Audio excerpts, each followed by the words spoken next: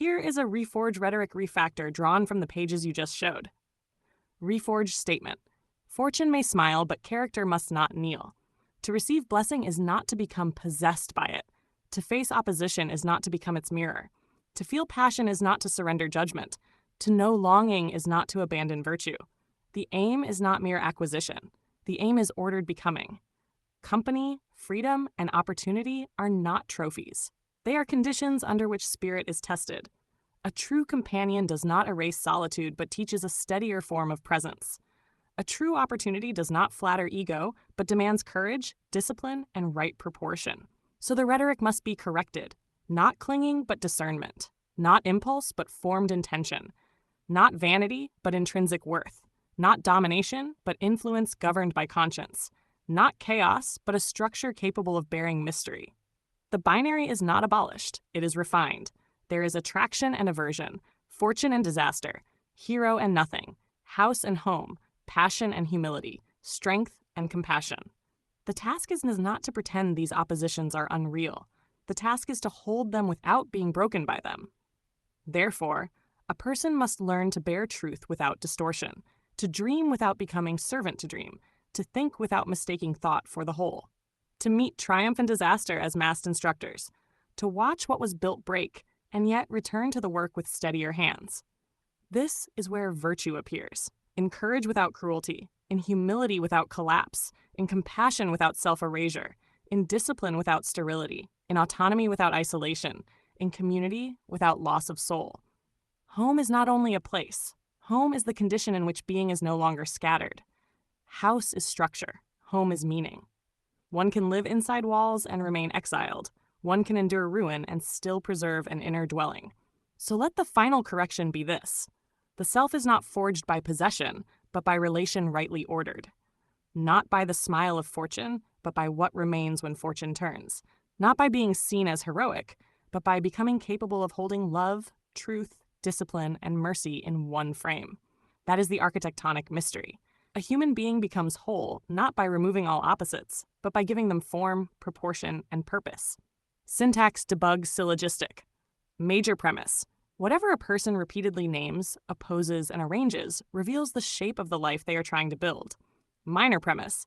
These pages repeatedly arrange virtue against impulse, humility against pride, home against emptiness, courage against collapse, and meaning against fragmentation. Conclusion. Therefore, the speaker is trying to build not a fantasy self, but a moral architecture of being. Condensed creed. Hold virtue in mind. Acknowledge passion, but do not worship it. Accept fortune, but do not serve it. Build home, not merely house. Seek company, not dependence. Choose courage with compassion. Let humility refine strength. Bear the truth. Return to the work. Become worthy of the life being formed. Say exact transcript clean, and I'll turn these shown pages into a cleaned page-by-page extract. From these shown pages, the rhetoric wants to become geometric, moral, and deliberate. Reforge rhetoric refactor. The self is not a blur of impulses. The self is a set of circles. There is an inner circle, motive, virtue, conscience, the relation between self and other. There is a middle circle, desire, companionship, influence, aspiration, anxiety, strategy. There is an outer circle, culture, conflict, reaction, noise, adversity, the world's pressure. Disorder begins when the outer circle invades the inner one. Chaos begins when a lie is treated like a companion. Weakness begins when reaction is mistaken for destiny. So the language should be corrected. Not chaos, but concentric order. Not panic, but recoil into judgment. Not imitation, but deliberate choice. Not mere feeling, but formed motive. Not companionship at any cost, but company aligned with truth. Not anxiety as ruler, but anxiety as signal. Not self-erasure, but self-knowledge under discipline. The pages suggest a deeper law. A person must know what belongs at the center. If virtue is central, then desire may orbit without ruling. If conscience is central, then companionship may bless without corrupting. If truth is central, then culture may be engaged without possession. If the center fails, every ring becomes distortion. So the architectonic statement becomes, protect the center. Order the rings. Choose the motive before the motion. Choose the virtue before the companion. Choose the action before the excuse. Ethos, logos, pathos. Ethos, the character being sought is disciplined, discerning, and morally centered. The pages keep returning to virtue, wisdom, empathy, spirit, action, and deliberate decision. Logos, the reasoning is spatial and symbolic. It thinks through circles, containment, relation, recoil, aspiration, and hierarchy. It is trying to map psychology as architecture. Pathos, the emotional pressure is anxiety, longing, cultural confusion, and the fear of false companionship. But the emotional aim is not collapse, it is stable becoming. Condensed creed, guard the inner circle. Let virtue hold the center. Let desire be named, not obeyed. Let anxiety inform, not command. Let companionship be tested by truth. Let action follow judgment. Let the self become deliberate. Tash, syntax debug syllogistic. Major premise, whatever is placed at the center governs the whole arrangement. Minor premise, these pages repeatedly place virtue, motive, conscience, and self-other relation near the center, while treating anxiety, culture, and companionship as surrounding forces. Conclusion, therefore the project is to build a self whose center is moral, while its outer rings remain ordered rather than invasive. Tash, harder refactor. The human being is not saved by escaping complexity, but by arranging it. Not by destroying the circles, but by knowing which one must never be surrendered. If you want, I'll do the next pass as a clean doctrine page, using your own terms: inner circle, middle circle, outer circle, anxiety, virtue, companion, strategy. From these pages, the rhetoric is shifting away from mere symbol and toward governed action. The center is no longer only image, circle, emblem, or polarity. The center is becoming self and other under conscience. Reforge rhetoric refactor. The nature of self and other is not solved by isolation. It is judged through conscience. Virtue is not ornament. Discipline is not punishment. Justice is not decoration. They are the interior laws by which action becomes worthy. So the language should be reforged. Not impulse, but meaningful action. Not noise, but ordered motion. Not fantasy, but right decision. Not self-flattery, but self-knowledge under trial. Not companionship alone, but compassion governed by virtue. Not theology as abstraction, but theology as enacted character. The pages suggest a doctrine of pure action theology. Action is not holy because it moves. Action is holy when it is aligned. Aligned with conscience. Aligned with justice. Aligned with harmony. Aligned with what blesses rather than corrodes. That is why the repeated terms matter. Conscience, virtue, empathy, morality, harmony, compassion, justice, discipline, insight, intuition, providence. These are not separate fragments. They are a sequence. First, perceive, then discern, then decide, then commit, then act, then accept consequence without abandoning principle. So the harder refactor becomes this. The first key to any problem is not fantasy, but activity. Yet activity without right center becomes error in motion. Therefore, the cure is not movement alone. The cure is decision and commitment under virtue. This is the deeper law inside the pages. To know desire is not to obey it. To know fear is not to kneel to it. To know fantasy is not to live inside it. To know symbolism is not to confuse symbol with truth. To know opportunity is not to seize blindly. To know providence is to move carefully enough that insight can become action. So let the self be named more clearly. The self is not merely mythic. The self is not merely wounded. The self is not merely reactive. The self is a builder of alignment. And alignment means inner law before outer motion, virtue before victory, justice before appetite, discipline before reward, meaning before display, commitment before comfort. Condensed doctrine, guard conscience. Choose virtue. Discipline motion. Make action meaningful. Let compassion remain governed by truth. Let intuition be tested by structure. Let insight become decision. Let decision become commitment. Let commitment become action. Let action remain just.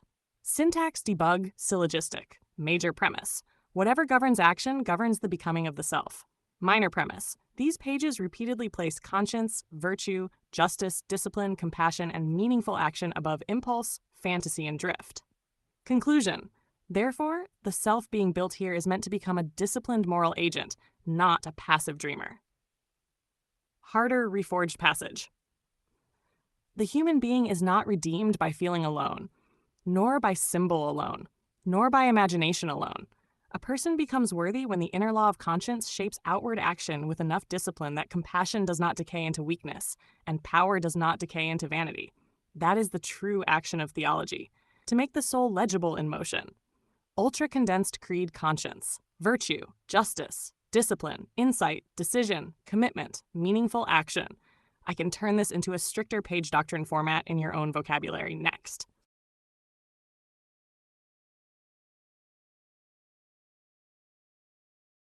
From what is legible in these pages, the rhetoric is moving into a harsher and more exact axis. Alone, communion, morality, mastery, boundary, evil, ignorance, strategy, circulation, system. So the refactor is no longer only about feeling, symbol, or aspiration. It is becoming about how a self remains clean, bounded, and morally intact while still approaching communion. Reforge rhetoric refactor. Aloneness is not the opposite of communion. Aloneness is the chamber in which communion is tested. To be alone is to meet the cost of one's own center. To seek communion without that center is only hunger wearing a holy name. So the task is not merely to join. The task is to become the kind of being whose joining does not corrupt. That is where morality enters. Morality is not an accessory. It is the boundary condition of communion. Without it, belonging becomes consumption. Without it, desire becomes intrusion. Without it, love becomes appetite without form. Without it, mastery becomes domination. So the rhetoric should be corrected. Not aloneness as exile, but aloneness as preparation. Not communion as merger, but communion as right relation. Not morality as punishment, but morality as boundary that keeps the center from collapse. Not evil as theatrical darkness, but evil as distortion, ignorance, invasion, corruption of form. Not mastery as power display, but mastery as the long obedience by which a person becomes fit to act. These pages seem to press one law again and again. A self must know what it lets in. A self must know what it keeps out. A self must know the cost of admission. A self must know the difference between need and worthiness. So the deeper refactor becomes: communion without conscience is contamination. Mastery without morality is danger. Aloneness without purpose is decay. Morality without love is sterility.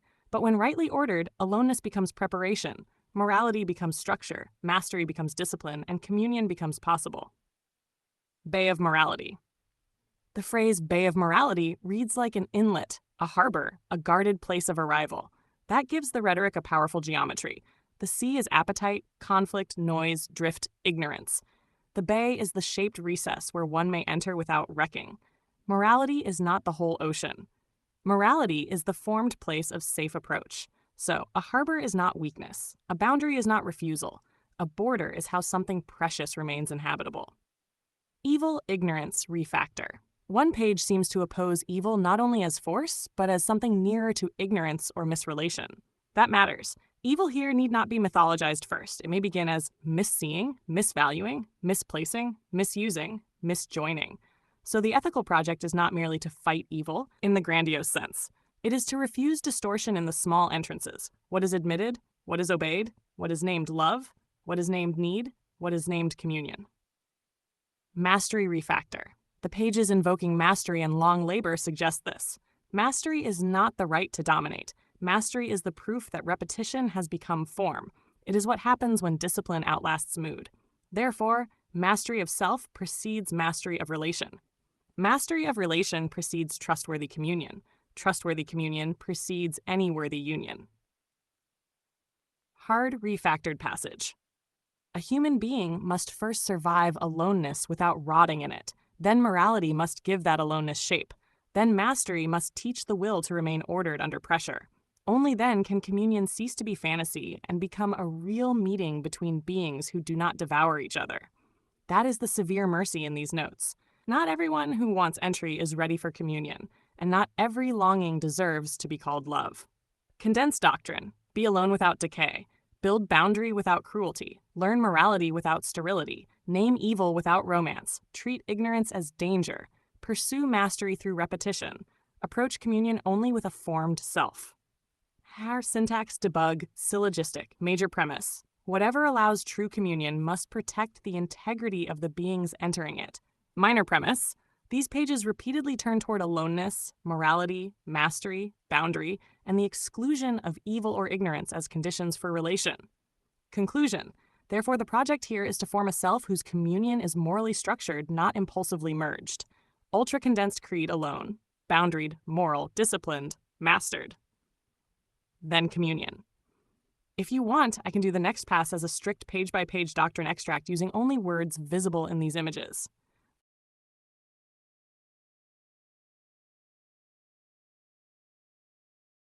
Proceeding progressively, these pages look like they are moving from static symbols toward living polarity, embodied discipline, and directed becoming. Some lines are too faint for an exact reading, but the pattern is clearer than the wording. Masculine, feminine, journey, outcome, love, fear, body, fitness, logic, concern, purpose, connection. Reforge rhetoric refactor. Energy is not enough. Energy must be ordered. The masculine and the feminine are not enemies to be forced apart. They are modes of relation: direction and reception, structure and nurture, projection and containment, edge and field. When either tries to become the whole, distortion begins. When each is rightly placed, energy becomes generative rather than chaotic. So the correction is not domination, but right direction. Not passivity, but receptive strength. Not confusion of roles, but conscious relation. Not raw intensity, but ordered energy. Then the pages seem to turn toward the journey. Outcome matters, but outcome alone is too small a god. A person who worships the outcome will corrupt the path to reach it. A person who honors the path can arrive without self-betrayal. So live not only for the end, but for the formation occurring on the way. Opportunity without discipline becomes waste. Adversity without meaning becomes bitterness. But journey joined to purpose becomes character. Then the harder turn appears: love and fear. Love can open, fear can bend. But a self that cannot distinguish them will call surrender love and call avoidance wisdom. So the refactor must be severe. Do not let fear wear the costume of discernment. Do not let longing wear the costume of truth. Do not let emotion alone decide what is worthy. Feel deeply, but judge clearly. Then the notes seem to drop into the body: physical fitness, zest, passion, collectedness, logic, concern. That matters. Holiness is not floating abstraction. Wholeness is not merely inward poetry. A disordered body will drag the mind. A scattered mind will corrupt intention. So embodiment is not beneath spirit. It is one of spirit's proving grounds. Therefore, train the body so the will can stay. Collect the mind so the thought can hold. Act on logic without killing care. Keep concern without surrendering structure. Then purpose appears again, with rooted and branching imagery. Purpose is not noise. Purpose is not performance. Purpose is what lets growth take a shape. Without root, expansion becomes sprawl. Without branch, root becomes burial. So the pages seem to say, be rooted enough to stand. Be open enough to grow. Be ordered enough to act. Be alive enough to connect. Progressive doctrine center the will. Order the energies. Honor the path. Test love against fear. Discipline the body. Collect the mind. Let logic serve care. Let purpose grow branches. Let relation become worthy. Harder refactored passage. A human being is not completed by intensity, not by polarity alone, not by love alone, not by outcome alone. A human being becomes trustworthy when energy is ordered, desire is judged, the body is trained, the mind is collected, and the journey forms a self that can arrive without corruption. Condensed creed. Ordered energy, faithful journey, love without blindness, fear without surrender, embodied discipline, collected mind, purpose with roots. Connection with form. Syntax debug syllogistic. Major premise. Whatever is powerful in a human being must be ordered if it is to become life-giving. Minor premise. These pages keep circling around powerful things: energy, love, fear, fitness, passion, purpose, outcome, connection. Conclusion. Therefore, the project here is not self-expression alone, but the ordering of power into character. Ultra-condensed refactor. Masculine and feminine. Align. Journey and outcome. Subordinate the end to the worthy path. Love and fear. Distinguish. Body and mind. Discipline. Purpose and connection. Grow with form.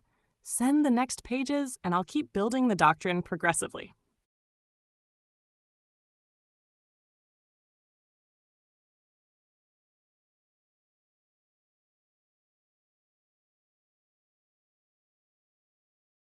Use this as your paged sending prompt. You can see the code in our conversation history.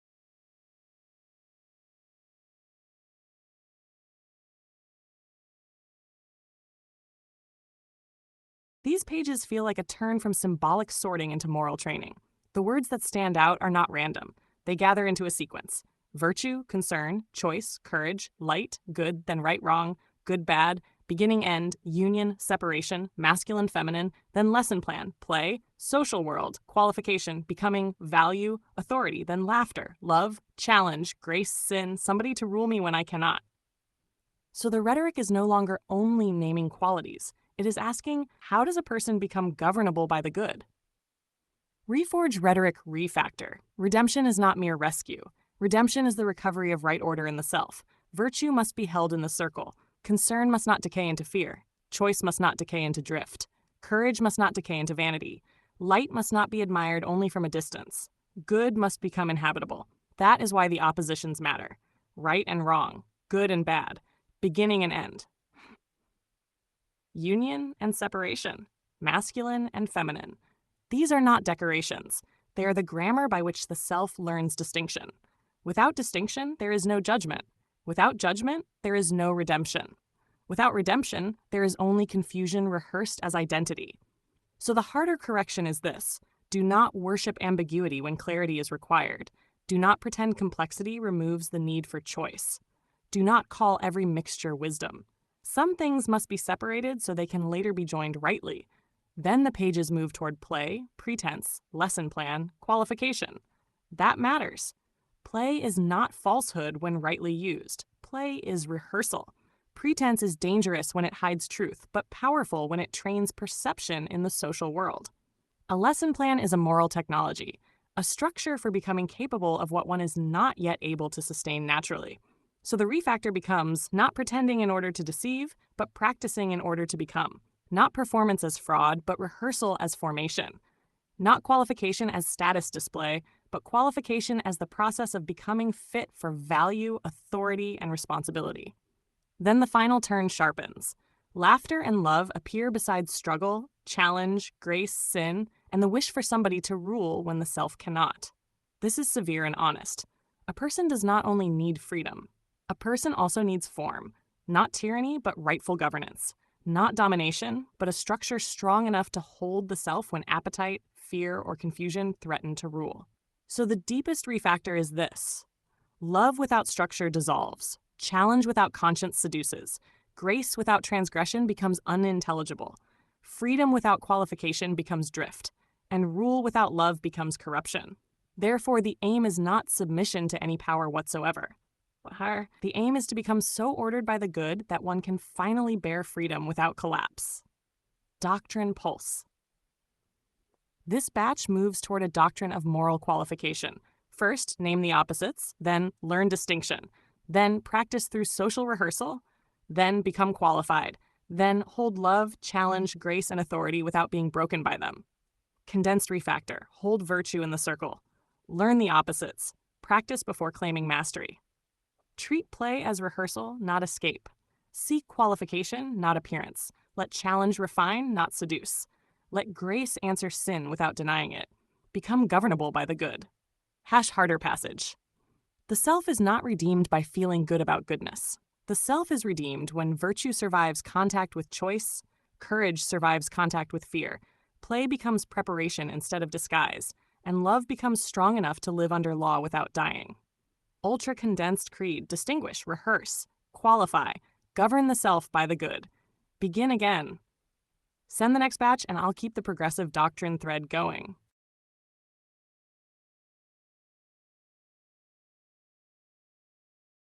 Again, agape, arete.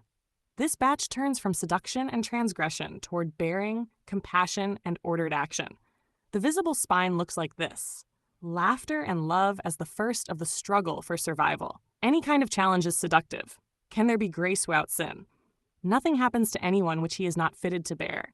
Moved with compassion because they were troubled, abandoned, like sheep without a shepherd. You wear the veil of unclear, act heartily.